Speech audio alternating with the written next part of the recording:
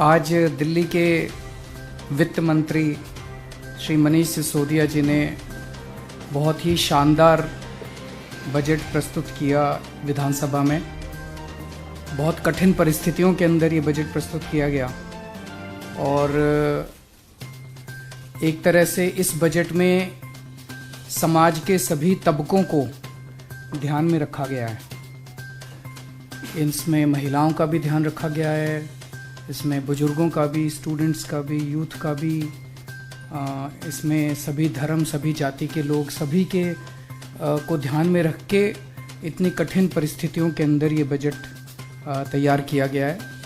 हम सब लोग जानते हैं कि किस तरह से पिछले एक साल में केवल दिल्ली नहीं, केवल देश नहीं, पूरी दुनिया के अंदर कोविड महामारी की वजह से बहुत बेहद कठिन परिस्थितियां पैदा हुई थी। पिछले एक साल में जहां हमारी इनकम, सरकार की इनकम आने के सोर्सेज बहुत ज़्यादा कम हो गए थे, हमारा एक्सपेंडिचर बहुत ज़्यादा बढ़ गया था, क्योंकि इतनी कठिन परिस्थितियों में हमें लोगों के लिए ढेर सारे हमने खाने के किचन्स लगाई, राशन बहुत सा 1 करोड़ लोगों को हमने राशन दिया, 10 लाख लोगों के लिए रोज़ खाना बनवाते थे, बुजुर्गों के लिए, टैक्सी वालों के ड्राइवर्स के लिए, ऑटो ड्राइवर्स के लिए 5-5 हज़ार रुपये महीने के हिसाब से उनकी इनकम के लिए हमने अरेंज किया। तो एक तरह से एक्सपेंडिचर के सोर्सेज बहुत ज़्यादा बढ़ गए थे, इनकम के सोर्सेज कम हो गए थे, लेकिन और ऐसा सोचा जा रहा था कि साल के अंत तक आते आते पता नहीं अगले साल के बजट में हम लोग पिछले साल के मुकाबले बढ़ा पाएंगे कि कम होगा बजट। लेकिन मुझे बेहद खुशी है कि पिछले साल का बजट एस्टीमेट 65,000 करोड़ था और इस साल का बजट एस्टीमेट 69,000 करोड़ था, जो कि पिछले साल के मुकाबले लगभग 6% ज़्यादा है। तो पिछले साल के मुकाबले बढ़ोतरी हुई है, इतनी कठिन परिस्थितियों के अंदर बढ़ोतरी हुई है। ये मैं इसके लिए दिल्ली के लोगों का खासकर धन्यवाद देना चाहता हूँ, जिन्होंने अपनी सरकार के ऊपर भरोसा किया और इतनी कठिन परिस्थितियों के अंदर भी उन्होंने पूरा अपना टैक्स दिया, अपनी जिम्मेदारी पूरी की, जिससे कि सरकार चल रही है और अच्छे से चल रही है। इतनी कठिन परिस्थितियों के बावजूद जितनी भी सरकार की सब्सिडीज़ थी, जितना सरकार लोगों को अलग अलग सेक्टर्स में मदद करती थी, वो जारी रही। बिजली की सब्सिडी जारी रही, लोगों को फ्री बिजली मिलती रही, पानी की सब्सिडी जारी रही, लोगों को फ्री पानी मिलता रहा, स्कूलों के अंदर बच्चों की अच्छी शिक्षा देने का काम, फ्री शिक्षा देने का काम जारी रहा, अस्पतालों के अंदर फ्री दवाई, फ्री उनके स्वास्थ्य सेवाएं जारी रही। इन सब कठिन परिस्थितियों के बावजूद बसों के अंदर जो महिलाओं को फ्री सफ़र दिया जाता है वो भी जारी रहा। और मुझे खुशी है कि अगले साल भी आज जो बजट प्रस्तुत किया गया है उसके अंदर भी ये सब सुविधाएं, फ्री बिजली, फ्री पानी, free transport, free education, free health services, ये सब जारी रहेंगे। मुझे बेहद खुशी है कि जो हम पिछले 6-7 साल से जो ट्रेंड चला आ रहा है, इस बजट के अंदर भी लगभग चौथाई बजट जो है वो शिक्षा के ऊपर खर्च किया जा रहा है और 14% बजट जो है वो स्वास्थ्य सेवाओं के ऊपर खर्च किया जा रहा है, जो कि सरकार का शुरू से शिक्षा और स्वास्थ्य के ऊपर प्रायोरिटी रहा है। वो प्रायोरिटीज़ इस बजट के अंदर भी जारी है। जब से हमारी सरकार बनी है, दिल्ली का बजट सरप्लस में है, दिल्ली के बजट में घाटा नहीं हुआ आज तक। और CAG की रिपोर्ट भी ये कहती है कि दिल्ली देश का अकेला राज्य है जहाँ पे हम लॉस वाला बजट नहीं करते, हम सरप्लस वाला बजट करते हैं। जब से हमारी सरकार आई है तब से केवल सरप्लस वाला बजट आ रहा है। आज जो बजट पेश किया गया ये भी सरप्लस बजट है। आज के बजट की एक और ख़ासियत ये है कि इसमें अक्सर हमने देखा है, जितने भी स्टेट्स के बजट देखते हैं, दूसरे राज्यों के बजट देखते हैं और हमारे से पहले जो सरकारें थी उसमें इस्टेब्लिशमेंट की कॉस्ट, तनख्वाह है, इंटरेस्ट लाइबिलिटीज़ हैं, ये सारी जो इस्टेब्लिशमेंट की कॉस्ट्स हैं वो कई बार 70-70, 80-80% होती हैं। हाँ, आज जो बजट प्रस्तुत किया गया इसमें इस्टेब्लिशमेंट की कॉस्ट केवल 45% है। 55% बजट एक तरह से स्कीम्स के ऊपर, योजनाओं के ऊपर, जनता के विकास के ऊपर, सोशल सिक्योरिटी, इन चीज़ों के ऊपर खर्च किया जा रहा है, जो एक बहुत एफिशिएंट फाइनेंशियल मैनेजमेंट दिखाता है, जिसकी तरफ अब दिल्ली सरकार धीरे धीरे बढ़ रही है। आज देश, हम लोग अब 75 साल आज़ादी के पूरे कर रहे हैं और 75 साल के बाद ये वाला वर्ष जो है 75वां साल है आज़ादी का। जाहिर तौर पे देश के लिए एक बहुत खुशी की बात है और दिल्ली सरकार भी दिल्ली के लोगों के साथ मिलके इसको बहुत भव्य तरीके के साथ पूरा साल इसको मनाएंगे हम अपने 75 साल को। लेकिन इसके साथ साथ आज 75 साल पूरे करने पे ये सोचने की ज़रूरत है कि लोगों के एस्पिरेशंस क्या हैं, क्या वो एस्पिरेशंस पूरी हुई आज 75 साल के बाद।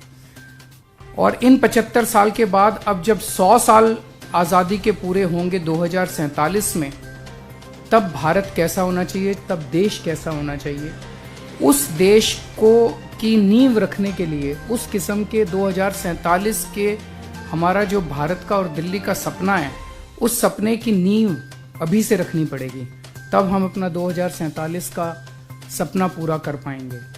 उस नींव को रखने का काम आज इस बजट ने किया। तो एक तरफ ये माननीय वित्त मंत्री जी ने जो विजन दिया कि आज दिल्ली का पर कैपिटा इनकम जब हम अपने देश के अंदर देखते हैं तो बहुत अच्छा है, लेकिन जब दुनिया के स्तर पे देखते हैं तो उतना अच्छा नहीं है। सो हमारा 2047 का सपना है कि दिल्ली का पर कैपिटा इनकम हमें सिंगापुर के पर कैपिटा इनकम के बराबर करना है 2047 तक। उसके लिए हमें दिल्ली के पर कैपिटा इनकम को 16 गुना बढ़ाना पड़ेगा। वो बढ़ाएंगे, उसके लिए जो भी करने की ज़रूरत है वो करेंगे।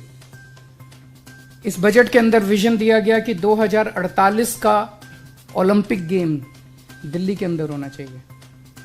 उसके लिए जो भी करने की ज़रूरत है उसके लिए दिल्ली बिड करेगा। 2048 के ओलंपिक गेम्स के लिए दिल्ली बिड करेगा। उसके लिए जो भी ज़रूरत है, जो भी इंफ्रास्ट्रक्चर क्रिएट करने की ज़रूरत है, जो भी दूसरी चीज़ें क्रिएट करने की ज़रूरत है, वो हम करेंगे। तो एक तरह से 2047 का विजन इस बजट के अंदर दिया गया है और हमारी 75 साल की आज़ादी के लिए को मनाने के लिए ढेर सारे कार्यक्रमों का इसके अंदर रूपरेखा तैयार की गई है। हमारे शहीदों को याद किया जाएगा और ख़ासकर शहीद आज़म भगत सिंह और बाबा साहब अम्बेडकर के जीवन और उनके संदेश, उनकी लेखनी, उसको जन जन तक पहुंचाने के लिए ढेरों कार्यक्रम किए जाएंगे, जिसके लिए स्पेशल बजट का प्रावधान किया गया है। दिल्ली में 500 जगह बड़े बड़े जो कनॉट प्लेस में हम तिरंगा देखते हैं उस किस्म के, उस साइज़ के बड़े बड़े तिरंगे लगाए जाएंगे। जब हम तिरंगे की तरफ देखते हैं तो एक हमारे अंदर एक देशभक्ति की भावना आती है, हम देशभक्ति की भावना से उत्प्रोत होते हैं। तो दिल्ली में जगह जगह तिरंगे लगाए जाएंगे, बड़े बड़े तिरंगे लगाए जाएंगे, ताकि जनता के अंदर देशभक्ति की भावना का संचार हो। इसी मौके के ऊपर शिक्षा को जन आंदोलन बनाया जाएगा। एक तरफ अभी जब हम शिक्षा की बात करते हैं तो स्कूलों की और कॉलेजों की बात करते हैं, लेकिन स्कूल और कॉलेज में तो शिक्षा का स्तर काफ़ी ऊंचा हो रहा है, सरकार लगी हुई है। लेकिन ये एक ऐसी चीज़ है जो केवल सरकार के करने से नहीं होगा।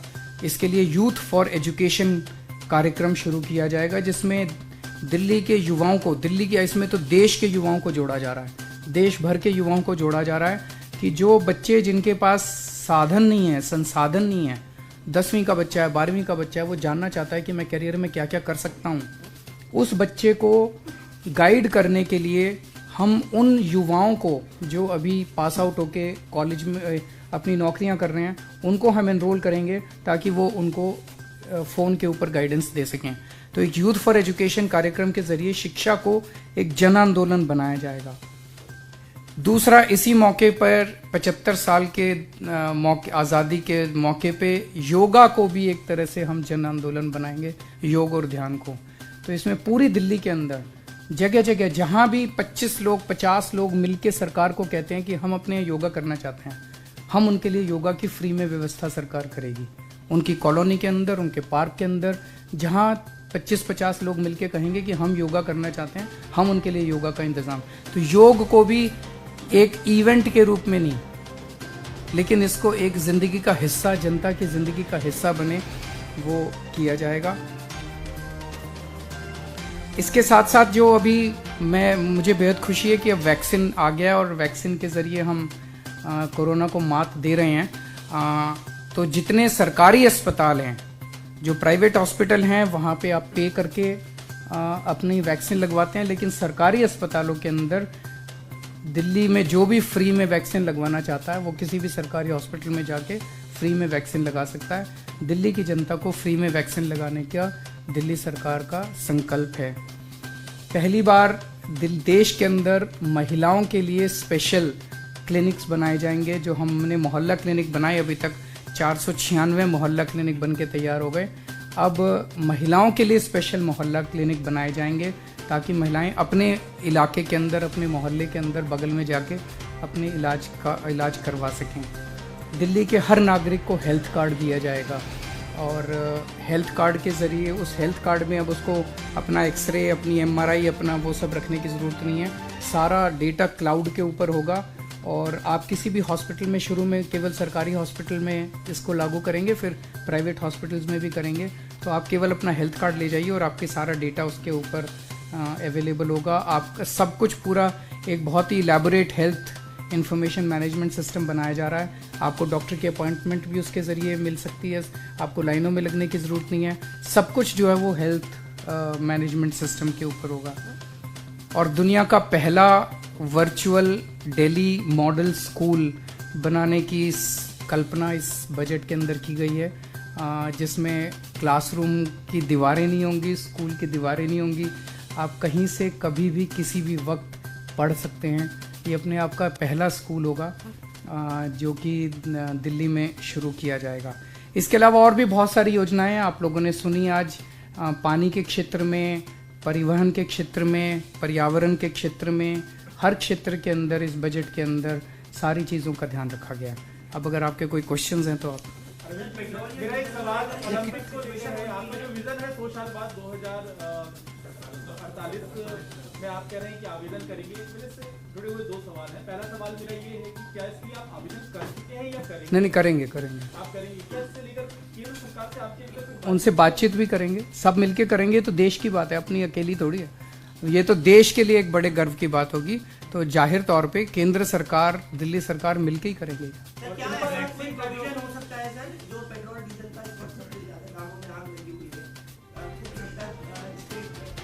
स्टेट के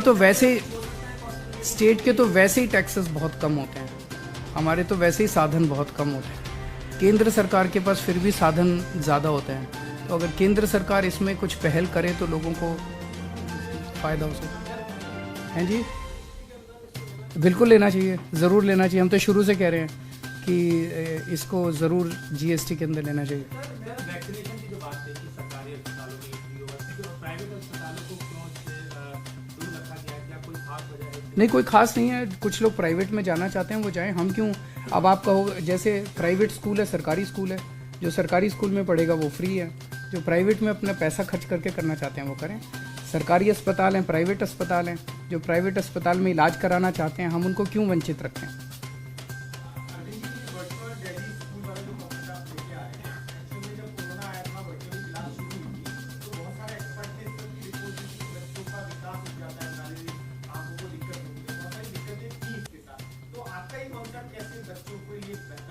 इसमें मैं मनीष जी, इसका पूरा डिज़ाइन बनाया जा रहा है और उसी से ये सीख मिल के हुआ है। क्योंकि जो अभी तक कहते हैं कि इसका विकास रुक जाता है, वो भी थ्योरेटिकल है। और ये जो कहते हैं कि साहब इसी से काम चल जाएगा, ये भी अभी एक अजम्पशन है। लेकिन नीड महसूस हुई है। बहुत सारे लोग जो दिल्ली से यहाँ से चले गए, अभी भी नहीं लौटे हैं। वो बिहार में, मध्य प्रदेश में, यहाँ तक कि महाराष्ट्र तक में हमारे बच्चे बैठ के अभी ऑनलाइन पढ़ाई ही कर रहे हैं। और हम उनके लिए अलग से स्कूल खुलने के बावजूद उनके लिए ऑनलाइन पढ़ाई ही करवा रहे हैं। तो वो वर्चुअल एक पॉसिबिलिटी है, उसको कैसे एक्सप्लोर करके करना है, उसमें काफ़ी एजुकेशनिस्ट की हमने एक टीम बनाई है और वो इसको एक्सप्लोर कर रहे हैं कि किसी बच्चे का जो विकास स्कूल में आने से होता है वो लोकल एक्टिविटीज़ से कैसे रुके, वो दूर बैठे हुए कैसे कर ले, लेकिन साथ साथ वो वर्चुअली पढ़ाई कर सके, प्रैक्टिकल्स कर सके, एग्ज़ाम दे सके। पूरा सिलेबस उसका उस तरह से डिजाइन होगा ताकि वो जहाँ भी रह रहा है वहाँ के हिसाब से वो काम कर सकते हैं।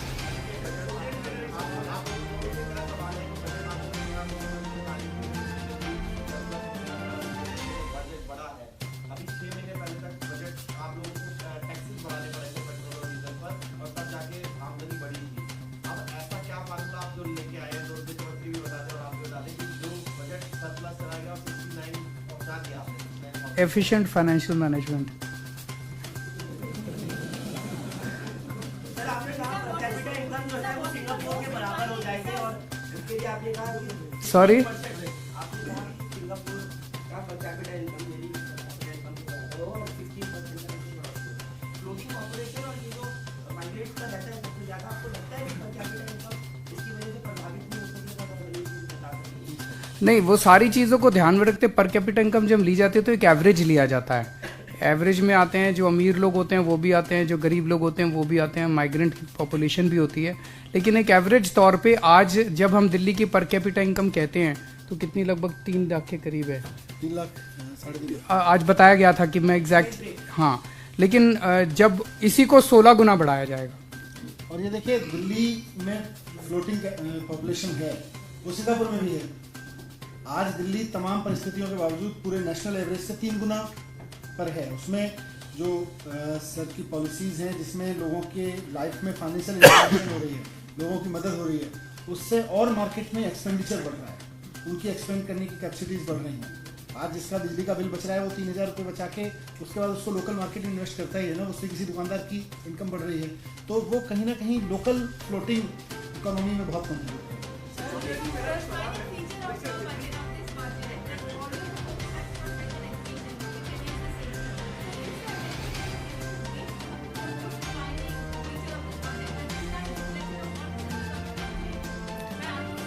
सर्टनली देशभक्ति जैसा इन्होंने जब प्रेजेंट किया आज बजट, उन्होंने कहा ये देशभक्ति बजट है।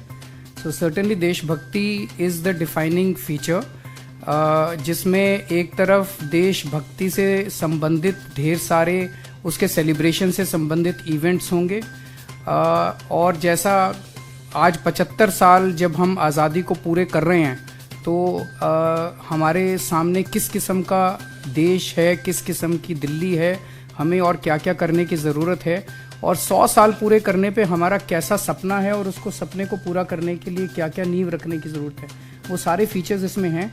आपने सेंट्रल गवर्नमेंट की कही तो सेंट्रल गवर्नमेंट भी अपने देश की है, दिल्ली सरकार भी अपने देश की है, मध्य प्रदेश सरकार भी, सारी सरकारें मिलके मनाएंगी ना, इसमें अलग अलग थोड़ी है, हम सब मिलके मनाएंगे। देश को गर्व है अपनी आज़ादी के ऊपर।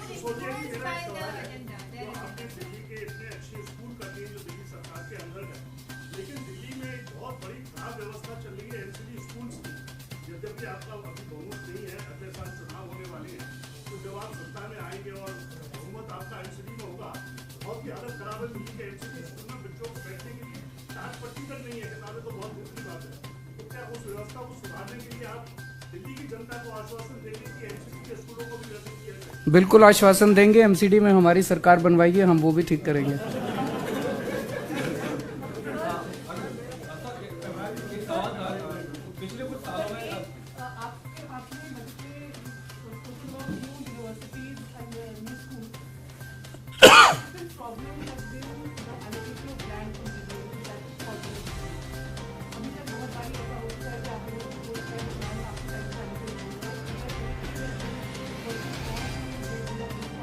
नहीं, देखिए समस्याएं आती हैं, अलग अलग एजेंसीज, ये एक दिल्ली के लिए multiplicity of agencies has always been a problem, it's a legacy की प्रॉब्लम है। लेकिन उनके साथ बैठ के बातचीत करके हमें कई बार ज़मीनें मिली भी हैं। हमने अपने ट्रांसपोर्ट डिपार्टमेंट के लिए ज़मीनें ली हैं, उनके बस डिपोज़ के लिए ज़मीनें ली हैं, अभी हॉस्पिटल्स के लिए अभी कुछ ज़मीन मिली हैं, तो स्कूलों के लिए भी ज़मीन मिलेगी। उन्होंने डीडीए ने एलोकेट किए हुए हैं कि ये एजुकेशन के लिए ज़मीन है, ये, तो we will sit with them, we will work with them. Last question. देशभक्ति वाली बात आप करते हैं, हमने देखा एक ट्रेंड चला पिछले 8-10 सालों में देशभक्ति की परिभाषा, और जब आप शब्द का इस्तेमाल करते हैं कट्टर देशभक्ति, तो हमने उनकी पीसी में भी बोला और आपके बोला, क्या उस परिभाषा को आपकी सरकार फिर से बदलने की कोशिश कर रही है, क्योंकि जो समय हमने कुछ सालों में देखा, या एक अपना स्टैंड अप सेट करना चाहते हैं? देशभक्ति की परिभाषा एक आम आदमी के लिए क्या होनी चाहिए? देशभक्ति की परिभाषा होनी चाहिए कि उसकी डे टू डे ज़िंदगी, पहली चीज़ तो ये होनी चाहिए कि उसे अपने देश के ऊपर गर्व होना चाहिए। दूसरा, वो जो डे टू डे ज़िंदगी जीता है, उस डे टू डे ज़िंदगी के अंदर वो जो कंडक्ट करता है अपने आप को, मैं ट्रैफिक लाइट वायलेट करता हूँ और मैं कहता हूँ मैं देशभक्त हूँ, ये तो नहीं हो सकता। मैं अपनी ज़िंदगी में रिश्वत लेता हूँ लेकिन मैं कहता हूँ कि मैं देशभक्त हूँ, ये तो नहीं हो सकता। मैं ज़िंदगी रिश्वत देता हूँ और कहता हूँ कि देशभक्त हूँ, ये तो नहीं हो सकता। तो देशभक्ति की परिभाषा को हम उस तरह से अब डिफ़ाइन करने की कोशिश कर रहे हैं। जैसा इन्होंने कहा कि देशभक्ति का जो करिकुलम भी बनाया गया है, उस करिकुलम में एक बच्चे को अपनी सिविक ड्यूटीज़, एक अच्छा नागरिक बनना, देशभक्त बनना, वो सारे वैल्यू सिस्टम उसको सिखाए जाएंगे कि एक अच्छा नागरिक कैसे बनना है, एक अच्छा इंसान कैसे बनना है, और वही देशभक्ति है। देशभक्ति जब हम सुनते हैं कोई फलाना फलाना आदमी, आप ही लोग बताते हैं फलाना फलाना आदमी जापान गया था जी, टोक्यो गया था, उसको जब वहाँ पे एक आदमी मिला, उससे रास्ता पूछा उसने, तो वो उसको उसके घर तक छोड़ के आया। आप आके बताते हैं ना इस तरह से, कई बार हमें सुन, यही तो देशभक्ति है कि जब कोई विदेशी हमारे देश के अंदर आए तो वो वापस जाके कहे कि कितना अच्छा देश है। हम अपने आप को इस तरह से कंडक्ट करें कि सारी दुनिया कहे कि कितने अच्छे लोग हैं। उत्तर प्रदेश और उत्तराखंड की तमाम छोटी बड़ी खबरों के लिए देखते रहिए समाचार उत्तर प्रदेश उत्तराखंड, खबरों की दुनिया। जुड़ने के लिए चैनल को सब्सक्राइब करें और लेटेस्ट न्यूज अपडेट के लिए बेल आइकन दबाएं।